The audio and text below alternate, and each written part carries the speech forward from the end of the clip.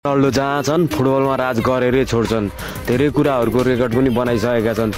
अब यो रेकर्ड कसले कायम गर्ने त, कसले तोड्ला भन्ने कुरा हो क्या। अब उहाँ त होइन, अब अन्तिममा गएर अब गेमहरू पनि धेरै छैन दाजुको त, अब धेरैमा भयो 2-3 वर्ष होला, तर यो रेकर्ड कसले तोड्ने भन्ने कुरा हो क्या। अब यो अन्तिम क्षणमा यस्तो होइन, यस्तो मुमेन्ट देख्दा त कसम आँखाबाट आँसु आउँछ क्या दाजुलाई हेर्दा। 40 वर्षमा कसैले अब यङ केटाहरूलाई गोल हान्न कम त टाइम लाग्छ, तर दाजुले घुमी बाइक साइकल किक हान्दाको छ क्या। मलाई यो देख्दा त मुटु नै चिसो भयो क्या। अब मैले जुन बेला सानो थिएँ केही बुझ्दिनँ थिएँ, अब त्यो बेला मलाई थाहा हुँदैन थियो, तर बुझ्ने बेला भयो नि त। मैले फुटबल खेलेँ होइन, फुटबलबाट अब फुटबलको नाम सुन्न थालेपछि क्रिस्टियानो रोनाल्डो सुने क्या।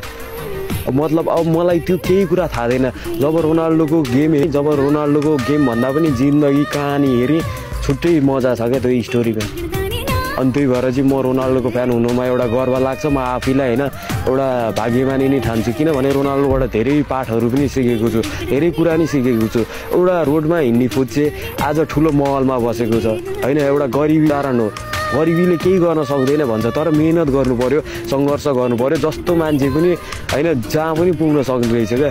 त्यही भएर सधैँभरि सम्झना छ मेरो आइडललाई, कहिले बिर्सिने छैन क्या। यो जुनीभरि त मेरो लागि क्रिस्टियानो नै हो क्या। Love you idol.